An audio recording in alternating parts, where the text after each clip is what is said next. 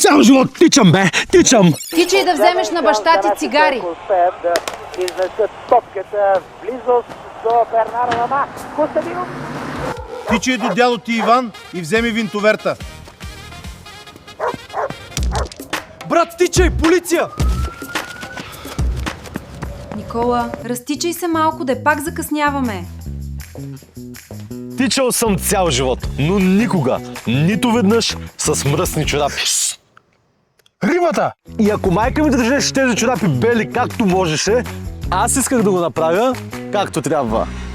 Затова създавахме Нюанс – български почистващи продукти, които по наш критерий нямат вредни химикали. Без оптични избелители, без фосфонати и без излишни пълнители. Крайният резултат са компактни упаковки, които стигат за цели 50 употреби.